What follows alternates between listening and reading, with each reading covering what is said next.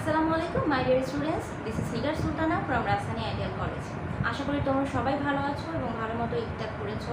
তো আমাদের সামনেই জুন মাসে ফার্স্ট ইয়ারের ফাইনাল পরীক্ষা শুরু হতে যাচ্ছে। এটাও যেহেতু অনলাইন পরীক্ষা হবে, সো আমার মনে হয় তোমাদের প্রিপারেশনে কারো কোনো ঘাটতি থাকার কথা না, কারণ আমরা অ্যাকচুয়ালি জানতাম এপ্রিলের 18 তারিখ থেকে পরীক্ষা, সেই অনুযায়ী কিন্তু সিলেবাস কমপ্লিট হয়েছে। বারবার পরীক্ষা পিছাচ্ছে, যেহেতু সময় অনেক বেশি পাওয়া গেছে, আশা করা যায় তোমাদের প্রিপারেশন এবার সেমিস্টার ফাইনালের জন্য মানে ইয়ার ফাইনালের জন্য ভালো। তো পরীক্ষার আগ পর্যন্ত যে কয়টা ক্লাস আছে, মানে যে কয়টা আরও ক্লাস হবে, এক্সটেনশন, জুম ক্লাস বা ভিডিও ক্লাস, আমি চেষ্টা করব কিছু কিছু জিনিস রিপিট করতে এবং কিছু কিছু জিনিস রিভিশন করতে। তোমাদের যার যতটুকু ঘাটতি আছে প্রিভিয়াস ভিডিও ক্লাসগুলো দেখে নিও, সিন প্যাসেজের এবং থিমের, সেটা তোমাদের জন্য অনেক বেশি ফ্রুটফুল হবে। এবং আপাতত মানে পরীক্ষা হওয়ার আগ পর্যন্ত আমরা যে ক্লাসগুলো দিব সেটা হচ্ছে তোমাদের পুরোনো টপিকগুলোর উপরই রিভিশন ক্লাস, সিন প্যাসেজ না, বাট ফ্লো চার্ট, সামারি বা দুটো একটা থিমও থাকতে পারে, যদি সময় পাই আমি আরও পড়াবো। সো আজকের ক্লাসে আমরা ইউনিট 6-এরই লেসন 1-এ প্রত্যেকটা লেসনের সাথেই কিছু কিছু কিন্তু ফ্লো চার্ট আছে, দুইটা করে ফ্লো চার্ট ম্যাক্সিমামের সাথে আছে, কয়েকটার সাথে আবার একটা আছে। তোমাদের সিন প্যাসেজ 26-এ যে সিন প্যাসেজটা ছিল সেখান থেকে আজকে একটা ফ্লো চার্ট এবং সেটার সামারি আজকে ক্লাসে আমরা দেখব। তো চলো আমরা ক্লাসটা শুরু করি। তো সিন প্যাসেজ যে আমরা পড়েছিলাম আমাদের 26 নাম্বার, আমাদের বই 26 নাম্বার সিন প্যাসেজে যেটা ছিল সেটা হচ্ছে ইউনিট 6-এর লেসন 1-এর লাস্টের পার্টটা। তো লেসন 1-এর লাস্টের পার্টে মোটামুটি যে সিন প্যাসেজটা ছিল সেখান থেকে তোমাদের বইয়ে আছে, মানে বইয়ে দেয়া আছে একটাই ফ্লো চার্ট। তো সেই ফ্লো চার্টটার কথা আমি আগেও বলেছিলাম ক্লাসে, জুম ক্লাসেও একটু আলোচনা করেছিলাম, এবং আজকের ক্লাসে আমি সেটাই রিভিশন দিব। এই সিন প্যাসেজটা হয়তো তোমাদের মনে আছে, তোমরা যখন তোমাদের পড়ানো হয়েছে মনে আছে বলতে এটা বলছি, এই জন্যই বলছি কারণ আমি আজকের কোনো সিন প্যাসেজের মধ্যে যাচ্ছি না, শুধুমাত্র হাইলাইটেড অংশগুলো আমি তোমাদেরকে আবার একটু রিপিট করব। এখানে অ্যাডোলেসেন্সদের বিভিন্ন প্রবলেমের কথা বলা হয়েছিল, যে তারা মানে ফোর্স কোন কোন ব্যাপারে তাদেরকে ফোর্স করা হয়, প্রেশারাইজ করা হয়। যেমন এখানে প্রথম সেন্টেন্সটাই সেরকম একটা ব্যাপার এসছে যে adolescence face pressure to use alcohol, cigarettes, মানে তাদেরকে ড্রাগস নেওয়ার ব্যাপারে বা এরকম মাদকাসক্ত করার ব্যাপারে তারা ফোর্সড হয় অ্যাডাল্টসদের দ্বারাও হয় বা অনেক সময় তাদের বয়সী বন্ধুবান্ধব দ্বারাও হয়, মানে খারাপ সঙ্গটা সেটা যে বয়সী হোক না কেন তাদেরকে ফোর্স করা হয়। তো এইটা দিয়েই তোমাদের একটা এই সিন প্যাসেজ 26 একটা ফ্লোচার্ট দেখতে পারবে যে কি কি ফিজিক্যাল এবং সোশ্যাল প্রবলেম আমাদের দেশে অ্যাডোলেসেন্টদের ফেস করতে হয়, অ্যাডোলেসেন্স বয়েজদের ফেস করতে হয়। এখানে বয়েজ না, বয়েজ গার্লস উভয়ের প্রবলেমের কথা বলা হয়েছে। তো এই প্যাসেজের শুরুতেই ওদের ফিজিক্যাল প্রবলেমগুলো বলা হয়েছে এবং মাঝামাঝি এবং শেষের দিকে কিছু সোশ্যাল প্রবলেমের কথা বলা হয়েছে, যেটা আগেই বলেছি। এখানে দেখো কি কি ফিজিক্যাল প্রবলেম হতে পারে। ফিজিক্যাল প্রবলেম বলতে এখানে কিন্তু ম্যাক্সিমামে দেখানো হয়েছে যে তাদেরকে ফোর্স করা হচ্ছে বা তাদেরকে প্রেশারাইজড করে কাজগুলো করানো হচ্ছে। কি কি কাজ এখানে বলা হয়েছে? Pace pressure to use alcohol, cigarettes or other drugs, এটা আমি একটু আগেই বললাম। আমি পরের লাইন থেকে আসি। ইনিশিয়েট সেক্সুয়াল রিলেশনশিপ, তাদেরকে মানে কোনো একটা যৌন সম্পর্কে জড়িয়ে ফেলা হয় কোনো না কোনোভাবে। এটা অবশ্যই তো অ্যাডাল্টরাই করে থাকে, তাদেরকে এনগেজ বা ইনভলভ করে থাকে সেই ধরনের রিলেশনশিপে, যেটা তাদের জন্য পরবর্তীতে খুব বড় ধরনের একটা ইনজুরি, ফিজিক্যাল ইনজুরি, তাদেরকে সেই ইনজুরিটা ফেস করতে হয়। এখানে একটা ইম্পর্টেন্ট কথা এসেছে যেটা ইন্টেনশনাল এবং আনইন্টেনশনাল। কিছু অ্যাডোলেসেন্ট আছে যারা নিজেরাই বিপদগ্রস্ত হয়, নিজেরাই নিজেদের বিপদের কারণ হয়, অনেকে এক্সপেরিমেন্ট করতে যে অনেক সময় নিজের শরীরের বিশাল ক্ষতি করে ফেলে। আর কিছু আছে আনইন্টেনশনাল ইনজুরি, যে অনিচ্ছাকৃতভাবে একটা ইনজুরি বা কোনো একটা শারীরিক ক্ষতি তাদের হয়ে যায়। নেক্সটকে বলা হয়েছে আনইনটেন্ডেড প্রেগনেন্সিস, অনিচ্ছাকৃত গর্ভধারণ। এই যে অবৈধভাবে তারা ফিজিক্যাল রিলেশনশিপে জড়িয়ে পড়ে, সেটারই একটা আফটার ইফেক্ট হচ্ছে আনওয়ান্টেড প্রেগনেন্সি। সেটা তাদেরকে একটা মারাত্মক ঝুঁকির মধ্যে ফেলে দেয়, তাদের মারাত্মক স্বাস্থ্য ঝুঁকির মধ্যে ফেলে দেয়। নেক্সটে বলা হচ্ছে sexually transmitted injections including the human immunodeficiency virus, তারা এই সমস্ত কার্যকলাপের মধ্যে দিয়ে নিজেদেরকে এইচআইভি সহ অন্য অনেক ধরনের যৌন রোগে তারা আক্রান্ত হয়ে যায়, যেটা তাদেরকে অ্যাকচুয়ালি তাদেরকে লাইফ রিস্ক হয়ে যায়, অনেক সময় তারা মরেও যায়। এ ধরনের অনেক ক্ষতির সম্মুখীন তারা হয়। যারা মরে যায় তারা তো মরেই যায়, কিন্তু যারা বেঁচে থাকে তাদের শরীরেও কিন্তু একটা পার্মানেন্ট ক্ষতি হয়ে যায়, যেটার পরবর্তীতে পূরণ করা যায় না। তার পরবর্তীতে একটা লাইন এসেছে, they many also experience a wide range of adjustment and mental health problem. এটা আমাদের দেশের, আমাদের সোসাইটিতে খুব কমন একটা সিন, যে এই যে মেন্টাল হেলথ প্রবলেমটা কেন হয়। অনেক সময় দেখা যায় কি এই অ্যাডোলেসেন্টরা অনেক সময় তাদের প্রবলেমের কথা, সেটা খুব মানে মাইনর প্রবলেম হতে পারে বা খুব ম্যাসিভ কিছু হতে পারে, শেয়ার করতে পারে না প্যারেন্টসদের সাথে, বা তাদের যদি সেম এজের ভাই বোন বা কাজিন থাকে তাদের সাথে শেয়ার করতে পারে না, বা অনেকে হয়তো শেয়ার করেও কিন্তু ফ্যামিলি থেকে সে ধরনের সাপোর্ট তাদের দেওয়া হয় না। এই ধরনের মানে বয়সে, এই বয়সটাতে তাদের যে ধরনের মেন্টাল সাপোর্ট দরকার সেটা ফ্যামিলি থেকে পায় না।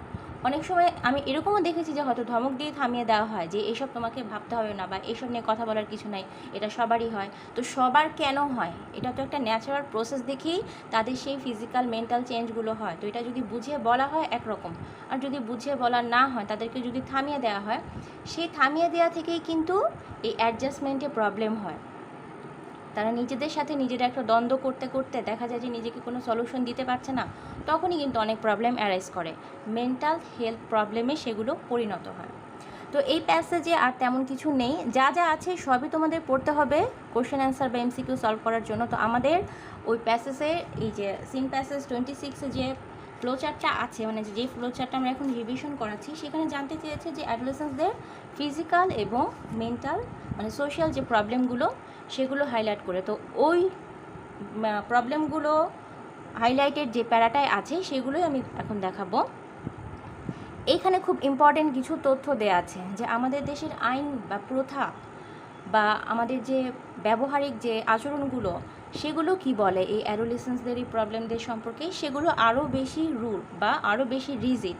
অ্যাডাল্টসদের একভাবে আমরা দেখি, আমাদেরকে একভাবে অ্যাডাল্টসদের জন্য আইন কানুন সবই আছে, প্রথা আছে, সব কিছু তাদের ক্ষেত্রে খুব ওপেন। কিন্তু এই অ্যাডোলেসেন্সদের ক্ষেত্রে, বিশেষ করে যারা আনম্যারিড, তাদের ক্ষেত্রে কিন্তু খুব মানে রেস্ট্রিক্টেড। তাদেরকে সব কিছু জানতেও দেওয়া যাবে না, তাদের কোনো একটা ফিজিক্যাল প্রবলেম হলে সেটাও তাদেরকে বলা যাবে না। মানে ব্যাপারটা এমন যে ডাক্তারের কাছে যেও তারা তাদের প্রবলেমের কথাটা বলতে পারছে না, তাদেরকে ওই মেডিকেল সার্ভিস নিতে গেলেও তাদেরকে একটা পর্দার মধ্যে দিয়ে যেতে হয়, যে পর্দার এপাশে খুব ঝাপসা কিছু থাকবে, তারা নিজেদের প্রবলেমগুলো ঠিকমতো বলতেও পারবে না, বললেও ঠিক সেইভাবে একটা ক্রিস্টাল ক্লিয়ার সলিউশন তারা পাবে না।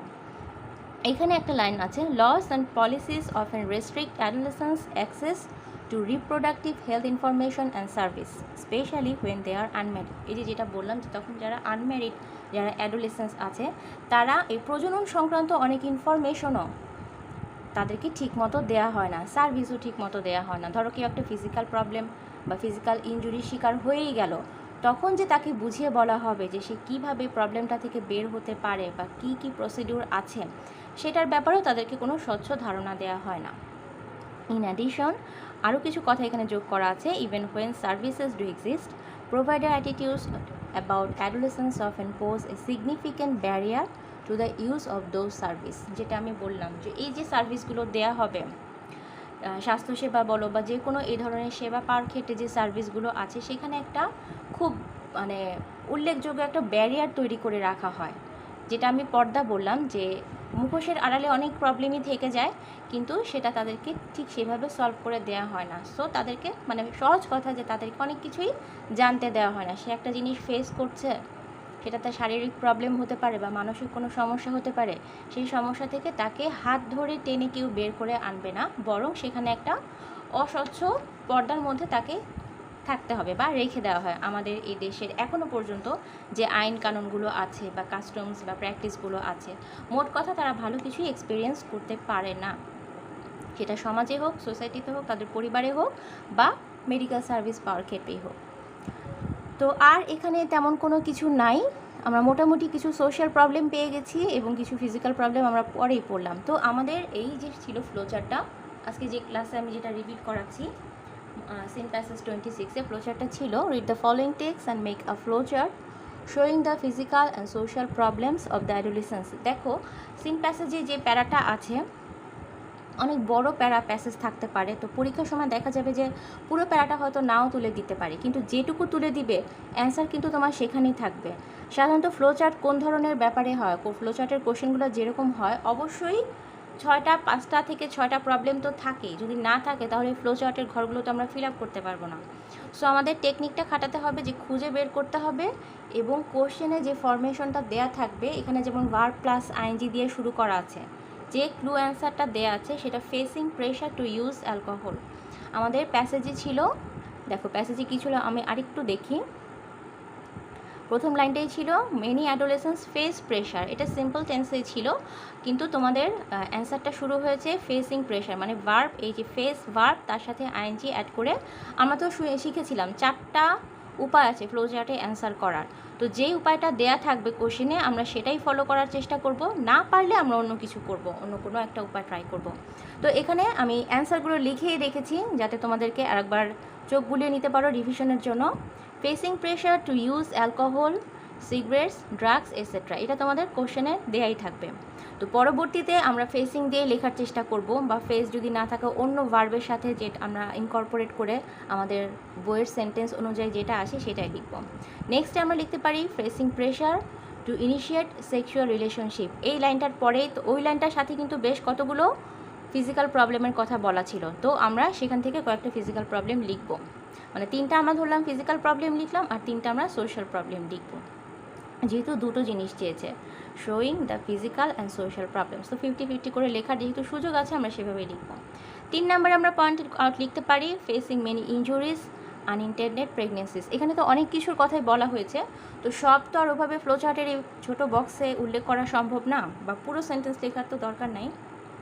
আমরা এইভাবে সংক্ষিপ্ত আকারে দুটো কথা মানে লিখে দিলাম, ফেসিং মেনি ইনজুরিজ, আর আরেকটা লিখে দিলাম আনইনটেন্ডেড প্রেগনেন্সি। সেখানে HIV, STI আরও কিছু কথা বলা আছে, তোমরা সেগুলো কমা দিয়ে লিখতেও পারো, আর না লিখলেও সমস্যা নেই, শুধু এটুকুই লিখলেই হবে। 4 নম্বর আমরা লিখবো having experienced A wide range of adjustment and psychological problem. দেখো ওখানে ছিল কিন্তু মেন্টাল হেলথ প্রবলেম, তো মেন্টাল হেলথ প্রবলেমও যা, সাইকোলজিক্যাল প্রবলেমও তা, একটু চেঞ্জ করে তুমি লিখতে পারো। ওখানে সেন্টেন্সটা এভাবে ছিল many also experience a wide range of adjustment and mental health problem. তো মেনি অলসো এক্সপিরিয়েন্স এভাবে তো আমরা লিখতে পারবো না, পুরো একেবারে কমপ্লিট সেন্টেন্স তো ফ্লো চার্টে লেখা যাবে না। সো আমরা হ্যাভ দিয়ে আমরা সেন্টেন্সটা শুরু করতে পারি। হ্যাভিং এক্সপিরিয়েন্স মানে অভিজ্ঞতা প্রাপ্ত হয়, কিসের অভিজ্ঞতা? এ wide range of adjustment and psychological problem. এখানে সাইকোলজিক্যাল প্রবলেম না লিখে বইয়ের মতো তোমরা মেন্টাল হেলথ প্রবলেমও লিখতে পারো। The answer is okay. Next আমাদের 5 নম্বরে আমরা লিখতে পারছি facing restriction on reproductive health information. আমরা একটু আগেই পড়লাম যে রিপ্রোডাক্টিভ হেলথ ইনফরমেশন তাদেরকে ঠিক মতো দেওয়া হয় না, সেখানে একটা রেস্ট্রিকশন রাখা হয়, সব কথা তাদের সামনে সেভাবে বলা যাবে না। যদি তারা আনম্যারিড হয় সেক্ষেত্রে এই রেস্ট্রিকশনটা আমাদের হেলথ যারা সাপোর্ট দিচ্ছে বা সার্ভিস দিচ্ছে সেখানেও এইভাবেই তাদেরকে ট্রিট করা হয়। আর লাস্টের পয়েন্টটা লেখা হয়েছে facing significant barrier two in case of service. ওই প্যাসেজেরও লাস্ট লাইন এটাই ছিল, লাস্ট লাইনটা সম্ভবত এটা ছিল যে provider attitude about adolescence often pose a significant barrier to the use of those services. তো সেখানে আমরা এই facing significant barrier in case of services মানে সার্ভিস পাওয়ার ক্ষেত্রেও তারা একটা ব্যারিয়ার ফেস করে, এইভাবে আমরা এই ফ্লোচার্টের অ্যান্সারটা লিখে ফেলতে পারি। তো এই গেল আমাদের ফ্লোচার্টের অ্যান্সার। এই ফ্লোচার্টটা ক্লাসেও বলেছিলাম, এখনও পড়ালাম, নিশ্চয়ই এটার একটা গুরুত্ব আছে দেখেই পড়াচ্ছি। এটা কিন্তু তোমাদের অ্যাডোলেসেন্সের মধ্যে একটা ইম্পর্টেন্ট ফ্লোচার্ট। বাকিগুলো আমি রিভাইজ করতে বলেছি বা পড়তে বলেছি, কিন্তু এটাও দেখে নিবে, যেহেতু এখানে 2 ধরনের প্রবলেম ফোকাস করা হয়েছে। সো 50-50 করে লেখার চেষ্টা করবে। আর ফ্লোচার্টের যে নিয়মটা আছে ঠিক এভাবেই তোমরা বক্সটা প্রেজেন্ট করার চেষ্টা করবে, এভাবেই অ্যারো মার্ক দিবে। কোনো ফ্লোচার্টের শেষে মানে কোনো সেন্টেন্সের শেষেই কিন্তু দেখো ফুল স্টপ দেওয়া হয় নাই। তোমরা মোটামুটিভাবে পরীক্ষার হলে ফ্লোচার্টটা ভালোই অ্যান্সার করো, তারপরেও 2-1 জনের ভুল হয়ে যায়, ফুল স্টপ দিয়ে ফেলে, এটা কিন্তু দেওয়া যাবে না। প্রতিটা ভুলই সূক্ষ্ম এবং প্রতিটা ভুলের জন্যই কিন্তু নাম্বার কাটা হয়। আর এখানে আমি জাস্ট অ্যান্সারটা কিন্তু দিয়েছি, ফ্লোচার্টের আগে যে একটা হেডিং লিখতে হয় সেটা কিন্তু আমি এখানে উল্লেখ করি না, যেহেতু আমার এখানে স্পেস হয় না স্লাইডে। তোমরা অবশ্যই লিখে নিবে এ flowchart showing the physical and social problems of the adolescent is given below। এই কোশ্চেনটা শেষে এটা লিখে তারপরেই কিন্তু এই ফ্লোচার্টের বক্সগুলো আঁকবে, এভাবেই আঁকবে। অনেক বিচিত্র টাইপের বক্স পরীক্ষার খাতায় দেখি, সেগুলো একেবারেই কাম্য না, কারণ অনেকবার করে বলা হয় যে যেভাবে বক্সগুলো আঁকলে লেখাটা সুন্দর হয় সেটাই, এটা সব থেকে সিম্পল একটা সিস্টেম। আমি যেটা করেছি, একদম একই রকমভাবে বক্স করবে। তোমার লেখা কম হোক বেশি হোক, বা একটা ওয়ার্ডেও তো অনেক সময় দেখবে অনেক ফ্লো চার্টের অ্যান্সার হয়ে যাবে। তারপরেও যদি বক্সটা এভাবে করো তাহলে তো কোনো ক্ষতি নাই, বরং দেখতে সুন্দর লাগবে। সো এভাবেই যেন প্রেজেন্টেশনটা হয়, অবশ্যই হেডিং দিয়েই প্রেজেন্টেশনটা লিখতে হবে, এটা যেন মনে থাকে।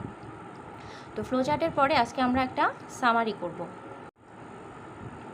এই যে আমরা টেক্সটটা পড়লাম সিন প্যাসেজ 26, এখান থেকে আমরা সামারিটা পড়ে ফেলি, মানে এই প্যাসেজটার সামারিটাই আমরা করব। তোমাদের কোশ্চেনের 3 নাম্বার থাকবে। এই কোশ্চেনটা 3 নাম্বারে যে কোশ্চেনটা থাকবে সেটা হচ্ছে write a summary of the above text. একটা টেক্সট দেওয়া থাকবে, তার সামারি লিখতে বলা হবে। তো এখানে আমি তোমাদের অনুপম বই থেকে সামারিটা নিয়েছি, যেটা পড়লাম সেটার উপরে। এখন কথা হচ্ছে, তোমাদের সামারি লেখার ক্ষেত্রে অনেকের অনেক প্রবলেম হয়। প্রবলেমটা এই জন্য হয় যে তোমরা সামারি লেখার ক্ষেত্রে নিয়মটা একটা ভুল নিয়মের মধ্যে দিয়ে তোমরা চলছো, হয়তো আগে থেকে শেখার দুর্বলতা ছিল, সে কারণে এটা হয়েছে। সেটা হচ্ছে যে প্রথম সেন্টেন্সটা তোমরা প্যাসেজের প্রথম লাইনটা তুলে দাও, মাঝখানে কিছু সাপোর্টিং সেন্টেন্স লিখো, এবং লাস্টের দিকে ওই প্যাসেজ থেকেই কোনো একটা লাইন তুলে একটা ফ্লো চার্ট দাঁড় করাও, যেটা হচ্ছে একটা ভুল উপায়। দেখো এখানে কিন্তু প্রথমে যেটা দেয়া আছে সেভাবেই শুরু হয়েছে, কিন্তু তার মানে এই না যে হুবহু টেক্সট থেকে তোমাদের এই লাইনটা দেয়া হয়েছে। আমি একবার পড়ি, তোমরা পুরোটা দেখো, দেখার পরে বুঝতে পারবে যে কি কি চেঞ্জ করে লিখতে হয়। দুই একটা ফ্লোচার্ট যদি মানে দুই একটা সামারি যদি এইভাবে তোমরা দেখো, সলিউশন থেকে দেখো, সমস্যা নাই, যদি দেখো তাহলেই বুঝতে পারবে যে কি পরিবর্তন করে লিখতে হয় একটা প্যাসেজের সামারি। সামারি তো ক্লাস দেওয়া হয়েছিল, সামারি লেখার যে রুলসগুলো, দরকার হয় ক্লাসটা আবার দেখে নিবে। এখন আমি সামারিটা একটু পড়ি, দেখো এখানে লিখেছে, প্যাসেজটা তো আর আমি পড়ছি না, প্যাসেজটা তো পড়া নিশ্চয়ই আছে, কিন্তু এই সামারি পড়ার আগে প্যাসেজটা আর একবার দেখে নিবে, তাহলে বুঝতে পারবে যে কোন লাইনটা কীভাবে স্কুইজ করে লেখা হয়েছে। এখানে সামারিটার অ্যান্সারটা হচ্ছে এভাবে: many adolescents face pressure to use alcohol, cigarettes and other drugs and to begin sexual relationships. মানে তারা কী কী দিক দিয়ে প্রেশারাইজড হয়, তারা ড্রাগ নেওয়ার ব্যাপারে তাদেরকে প্রেশার দেওয়া হয়, এবং সেক্সুয়াল রিলেশনশিপেও তারা এইভাবে প্রেশারাইজ হওয়ার কারণেই ইনভলভ হয়ে পড়ে। They suffer from STI and HRV। ফলপ্রসূত তারা এই STI HIV-র মতো অসুখগুলোতে আক্রান্ত হয়ে পড়ে। Many also suffer from maladjustment and mental problems. ওখানে যেটাকে অ্যাডজাস্টমেন্ট এবং মেন্টাল হেলথ প্রবলেম হিসেবে সেন্টেন্সটা লেখা হয়েছিল, সেটাকেই একভাবে এইভাবে লেখা হলো, many also suffer from maladjustment and mental problem, বা মেন্টাল হেলথ প্রবলেম, যেভাবেই লিখো না কেন। বা তোমরা যে ফ্লো চার্টে দেখলে এই মেন্টাল হেলথ প্রবলেমকে সাইকোলজিক্যাল প্রবলেম হিসেবে লেখা হয়েছে, সেটাও লিখতে পারো। মেন্টাল হেলথ প্রবলেম বা মেন্টাল প্রবলেম না লিখে সরাসরি সাইকোলজিক্যাল প্রবলেমও লিখতে পারো। Next line, adults have unique chance to influence them. অ্যাডাল্টসদের অবশ্যই একটা চান্স আছে তাদেরকে ইনফ্লুয়েন্স করার প্রতি। সো অ্যাডাল্টসরাই পারলে তাদেরকে বিপদগ্রস্ত করতে পারে, আবার অ্যাডাল্টসরাই কিন্তু পারে তাদেরকে বিপদ থেকে রক্ষা করতে। তো এখানে বিপদগ্রস্ত হওয়ার কথাটাই বেশি বলা হয়েছে। Adolescents are mostly incapable of understanding complex concepts and the relationship between behavior and experience. This inability makes them vulnerable to sexual exploitation and high-risk behavior. এখানে বলা হলো অ্যাডোলেসেন্স ওই বয়সটাতে আসলে অনেক কমপ্লেক্স ব্যাপারগুলোই তারা বুঝতে পারে না বা ধরতে পারে না। একটা সমস্যা, একটা রিলেশনশিপে যদি তারা ইনভলভ হয়ে যায়, তো সেখানে কী ধরনের বিহেভিয়ার করতে হবে, কোনটা ঠিক, কোনটা ভুল, কোনটা লিগাল, কোনটা ইনলিগাল, এই জিনিসগুলো তারা তাদের মানে ঠিকমতো বুঝতে পারে না, বা তাদেরকে বোঝানোও হয় না, অনেক সময় হয়তো ভুলভাল বোঝানো হয়, সে কারণেই তারা বিপদগ্রস্ত হয়ে পড়ে। এবং সেক্সুয়ালি তারা অনেক এক্সপ্লয়েটের শিকার হয়, এবং হাই রিস্ক যে বিহেভিয়ার, তাদেরকে বিহেভিয়ারের মধ্যে অনেক মানে ডেসপারেটনেস চলে আসতে পারে, বা অনেক নেগেটিভ অ্যাপ্রোচ বা নেগেটিভ সাইন থাকতে পারে তাদের অ্যাটিটিউডের মধ্যে। Laws and policies often restrict their access to reproductive ability. They depend on family and society to rid them of these problems, so the society should stand by them. এখানে বলা হয়েছে যে আইন বা যে নীতিগুলো মাঝে মাঝে তাদেরকে রিপ্রোডাক্টিভ যে প্রবলেমগুলো আছে, যেগুলো তাদেরকে জানা প্রয়োজন, সেগুলো জানার ব্যাপারে একটা রেস্ট্রিকশন তৈরি করে। আর লাস্টের দুটো লাইনে বলা হয়েছে যে অ্যাডোলেসেন্সরা তাদের ফ্যামিলি এবং সোসাইটির উপরেই কিন্তু ডিপেন্ড করে। ফ্যামিলি এবং সোসাইটি, প্রথমে ফ্যামিলি এবং পরবর্তীতে সোসাইটি বা এরকম যে হেলথ সার্ভিস প্রোভাইডার যারা আছে, তারাই কিন্তু চাইলে পারে এই অ্যাডোলেসেন্সদের প্রবলেমগুলো থেকে বের করে আনতে। So the society should stand by them. So last of all বলা হলো যে সমাজের অবশ্যই তাদের পাশে দাঁড়ানো উচিত, তাদের এই প্রবলেমগুলো যাতে তারা ফেস করতে পারে বা প্রবলেমগুলো থাকে বের হয়ে আসতে পারে। তো আজকে ক্লাস এখানেই শেষ করছি। এই সামারি এবং ফ্লো চার্টটা একেবারে ধাতস্থ করে ফেলবে, যাতে কোনো রকম আর সমস্যা না হয়। পরীক্ষায় যেভাবেই আসুক, যেটাই আসুক, সুন্দর করে গুছিয়ে মানে এভাবেই লিখতে হবে।